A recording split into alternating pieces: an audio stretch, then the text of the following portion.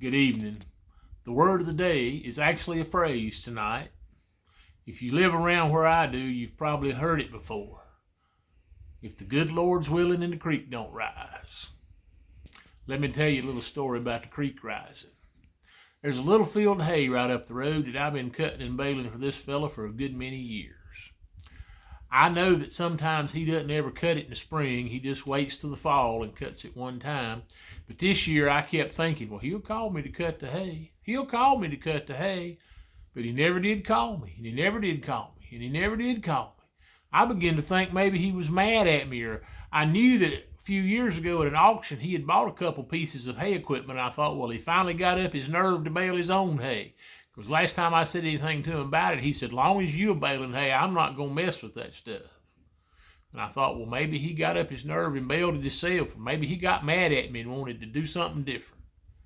Well, he finally called me the other day, and he wasn't mad at me, and he didn't get anybody else to bail it. It's just that the creek had been rising. It had got all over it. This little field's a creek bottom field. And back in the spring, when we had all that rain, the water went over it and covered it in mud. And he said, I've been waiting for some more rain to wash the mud off of it. Well, I told him, I said, well, I don't know whether we can bail it or not. My daddy sold farm equipment. He had a fella call him one time and said, my hay balers quit working.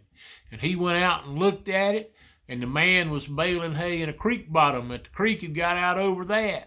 And he'd covered all that hay in mud before they cut it, and it was still sticking to it. And when he started baling it, it was like the Israelites in Egypt.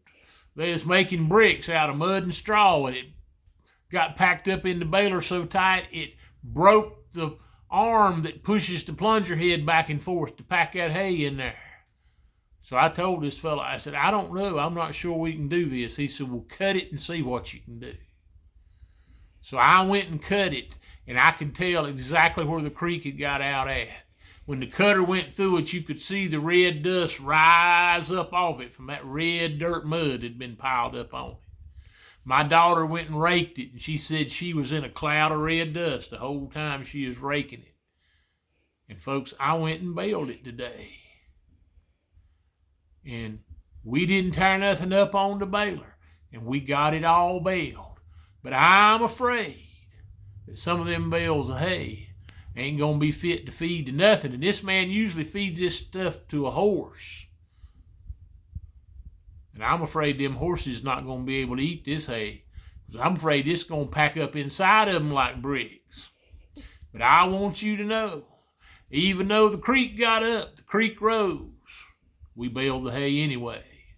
Sometimes, even if the creek does rise, you still gotta do something. Y'all have a great day.